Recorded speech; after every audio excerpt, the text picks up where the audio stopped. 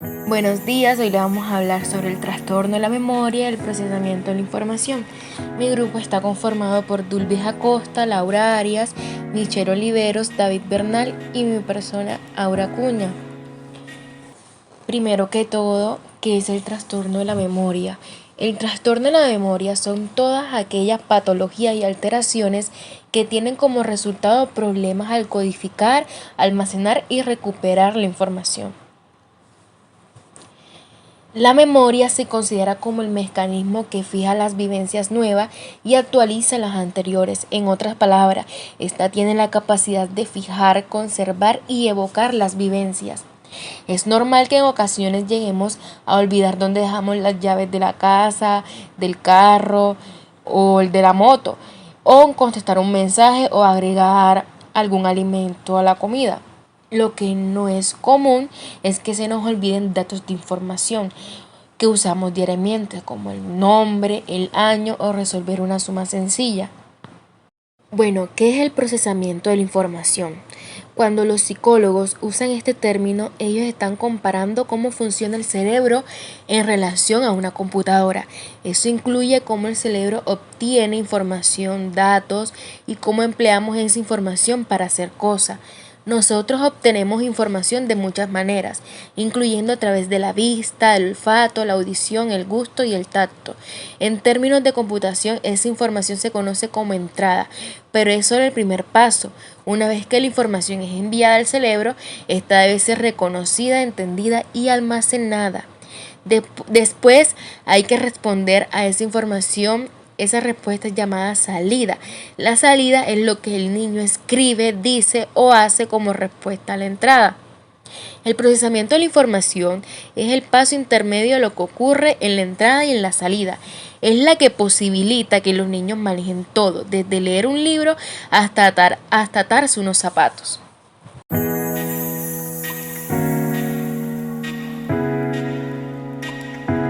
Los tipos de memoria. Bueno, los principales trastornos de la memoria son las amnesias. La amnesia es la pérdida total o parcial de la memoria. Puede ser reversible o irreversible. Hay varios tipos, que son las que impiden almacenar nuevos recuerdos y las que impiden acceder a los recuerdos. La amnesia de fijación. Esta tiene la incapacidad para consolidar nuevos recuerdos. Cuando una persona padece de este tipo de amnesia, se dice que vive en el presente, pero que no recordará nada de su pasado. Un ejemplo de esto es la película Como si fuera la primera vez. En esta película se muestra una mujer que por causa de un accidente todos los días vive un día específico y no recuerda sus recuerdos pasados. La amnesia de conservación. Esta tiene la incapacidad para recordar algo. Es una pérdida de recuerdos de aquellos ya almacenados. No todos los recuerdos tienen la facilidad de ser olvidados. La ley de Ribot dice que aquellos recuerdos más recientes, menos organizados y menos automatizados, son más vulnerables a que se pierdan. Los tipos de amnesia de conservación. Está la global, la lacunar y las selectivas. La global es cuando una persona puede llegar a perder todos los recuerdos de su pasado. La lacunar es cuando los recuerdos que se pierden están delimitados en el tiempo. Y las selectivas se dividen en dos tipos. Las episódicas, que es cuando se olvida un conocimiento específico de la vida, y las semánticas, que es cuando se pierden los conocimientos o ciertos tipos de conocimientos. Amnesia de evocación, cuando una persona no recuerda algo, pero tiene la sensación de saberlo. Tal vez esto pueda deberse a un estado emocional alterado, es decir, mucha ansiedad, falta de atención, exposición a contenido que interfiere en la capacidad para recuperar información. La hipermnesia. El sujeto es capaz de recordar o retener una cantidad de información extraordinariamente elevada.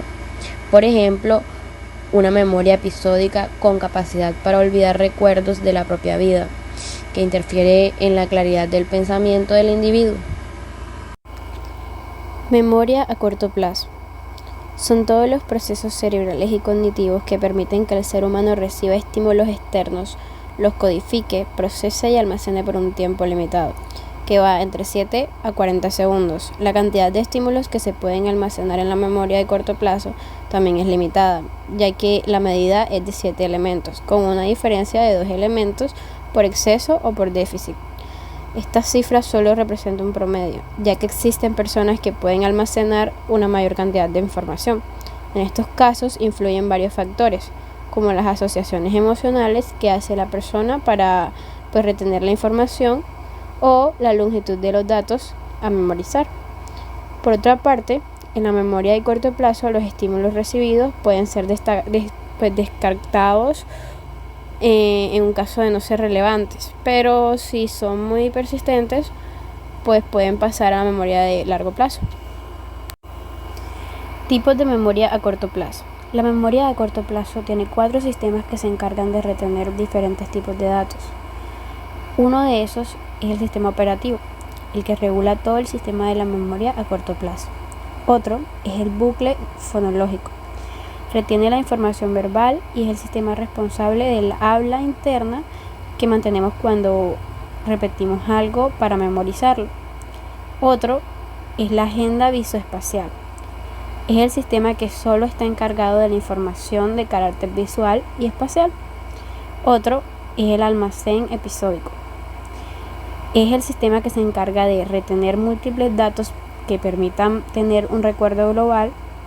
Estos, por ejemplo, son los datos visuales, verbales y espaciales. Algunos ejemplos de la memoria a corto plazo es cuando leemos un libro y recordamos la frase para poder entender la siguiente frase. Otro es cuando nos aprendemos el estribillo de una canción que estamos escuchando por primera vez. Memoria a largo plazo. La memoria a largo plazo está formada por una serie de procesos cognitivos que permiten almacenar información por lapsos de tiempo que pueden ser de minutos, años o décadas. En la memoria a largo plazo tiene un papel esencial la memoria de corto plazo, ya que esta última actúa como la puerta de entrada de los datos que pasarán a ser permanentes. Además de almacenar estímulos sensoriales como imágenes, sonidos, movimientos, olores, etc., en la memoria a largo plazo también se encuentra toda la información esencial sobre la conducta del ser humano, sus visiones particulares sobre valores fundamentales como la verdad, la justicia, la libertad, el respeto por sí mismo y por los demás, etc. Están guardados en el área cognitiva. Tipos de memoria a largo plazo. Existen 2. El primero es la memoria explícita o declarativa. Esta implica el almacenamiento de la información objetiva de carácter esencial para comprender el funcionamiento del mundo y de la información subjetiva que utilizamos para asociar ciertos recuerdos. La memoria explícita, a su vez, se divide en 2 tipos. Uno es la memoria semántica. Son todos los procesos encargados de memorizar la información relevante de nuestro proceso de aprendizaje. Esto incluye el idioma y el vocabulario, los conocimientos adquiridos de la escuela y la asociación de las ideas o conceptos. El otro, la memoria episódica, la que almacena la información relacionada con episodios específicos de la vida personal. Dependiendo del impacto emocional que hayan tenido, pasarán a formar parte o no de la memoria a largo plazo. El otro tipo de memoria a largo plazo es la memoria implícita o declarativa. Es un tipo de memoria que nos permite guardar o recuperar información relacionada con habilidades motrices. Un ejemplo de memoria a largo plazo es recordar cómo hacer las operaciones matemáticas básicas, ya sea suma, resta, multiplicación o división. Otro ejemplo es recordar un evento especial ocurrido en la infancia. Estos son los tipos de procesamiento de la información. La atención es el proceso psicológico básico donde seleccionamos cuáles son los estímulos percibidos a través de nuestros sentidos que requieren nuestra concentración. La codificación es el proceso con el cual nuestro cerebro comienza a organizar la información seleccionada dentro de nuestros sistemas mentales, ya desarrollados o nuevos. Estas son las interpretaciones propias de la realidad al almacenamiento en esta etapa. La nueva información ya codificada o organizada pasa a la memoria a largo plazo, lista pues para ser recuperada cuando se necesite. La recuperación es cuando la información es requerida en el cerebro, busca dentro de esa organización que realizó anteriormente para traerla de la memoria a largo plazo al corto. Las causas más frecuentes de la pérdida de memoria son los cambios de la memoria relacionados con la edad, que es el más común, el deterioro cognitivo leve, la demencia, la depresión, y en algunas veces la pérdida de la memoria se presenta con problemas de salud mental, tales como el trastorno bipolar, después de un evento traumático o estresante, o cualquier otro trastorno mental como la esquizofrenia. Amnesia global transitoria, que es la pérdida súbita y temporal de la memoria por una causa incierta. Por hidrocefalia, que es la acumulación de líquido en el cerebro, la esclerosis múltiple, y accidente isquémico transitorio o accidente cerebrovascular.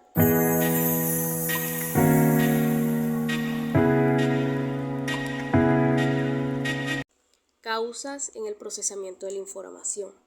Los problemas del aprendizaje no se relacionan con la inteligencia, más bien son causados por diferencias en la estructura del cerebro y afectan la forma en que el cerebro procesa la información. En general, estas diferencias están presentes desde el nacimiento. Algunos de los factores que pueden contribuir al desarrollo de un trastorno del aprendizaje incluyen la genética, la exposición a sustancias en el ambiente como el plomo, y problemas durante el embarazo, como abuso de las sustancias cuando la mamá está embarazada, o sea, las drogas. Los factores que pueden influir en la progresión de los trastornos del procesamiento de la información incluyen lo siguiente: los antecedentes familiares y genética.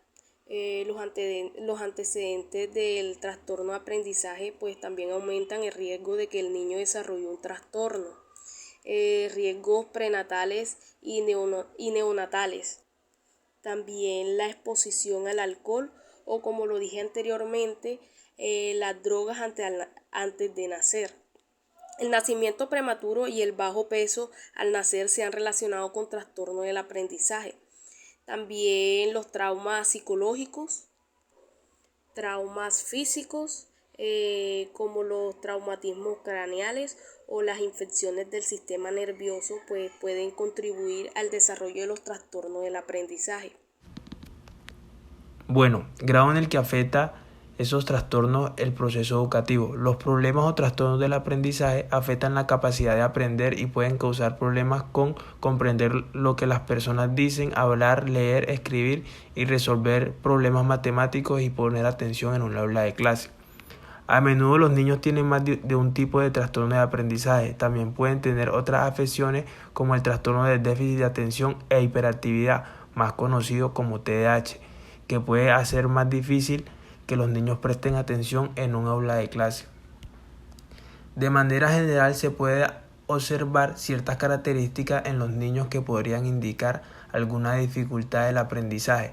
En primer lugar, en el área académica se percibe dificultades para aprender el abecedario, retraso en la adquisición del lenguaje, un vocabulario muy limitado, y en segunda instancia las características comportamentales que pueden ser dificultad para resolver problemas, también dificultad para respetar los turnos y también la dificultad para comprender las bromas que se hacen en un aula de clase, así como también la inquietud motora, que puede ser la evitación y la agresividad que puede tener el niño en el aula de clase. En cuanto a componentes más cognitivos, se perciben problemas de memoria, conceptualización, también organización y planificación, en la orientación espacial y la atención, que es muy importante. Pautas de intervención. Hay varias recomendaciones que son adecuadas para la salud en general, y para prevenir el deterioro cognitivo en particular. Pues todas ellas tienen que ver con el estilo de vida. Pues también se puede decir que la estimulación de la memoria mediante actividades con propósito es una terapia adecuada, puesto que ayuda a mantener las capacidades cognitivas como atención, el lenguaje y la concentración y enlentecer el deterioro, como prestar atención en la tarea en que se realiza, evitar hacer varias cosas a la vez. Cuando se realice acciones muy habituales como apagar el gas, la luz, cerrar la puerta, pues se puede decir que prestar atención y que diga en alto lo que se está haciendo. Por ejemplo, estoy apagando el gas. Si le dan un recado, repetirlos hasta aprenderlo. Relacionar lo que se quiere recordar con algo que ya se conoce. Por ejemplo, para recordar el nombre de Rosa o de Alfonso, lo puede asociar a su amiga Rosa o con el deportista Alfonso. También para acordarse del número, por ejemplo, 2512, lo puede asociar con el día de Navidad 25, que está en diciembre 12. Repasar mentalmente a final del día lo que se ha hecho durante el mismo y las cosas mediante pendientes que hacer. También realizar ejercicios de estimulación mental, por ejemplo, pasatiempos, sopas de letra, palabras cruzadas, crucigramas, juegos de mesa. También realizar cálculos mentales, por ejemplo, el coste de la compra, o haga cuentas o series numéricas, por ejemplo, reste de 3 en 3 o de 7 en 7 desde el 247. Para el diagnóstico, el profesional encargado en la salud mental hará una evaluación exhaustiva con el fin de descartar otras posibles causas de la pérdida de memoria. La evaluación comienza con una historia clínica detallada. Dado que tal vez la persona que tiene pérdida de memoria no puede brindar una información exhaustiva, por lo general un familiar u otra persona responsable tendrán que acudir a esta consulta y serán parte de ella. Por lo general, para sacar el diagnóstico se aplican algunas evaluaciones para revisar la memoria del joven. Una de estas sería el examen de dígitos, el cual consiste en darle 3 números al niño que debe memorizar y después de unos minutos se le pedirá que repita esos números. Después un número será adicionado y el examen se volverá a repetir hasta que el joven se equivoque. Esto para poder medir su memoria de trabajo.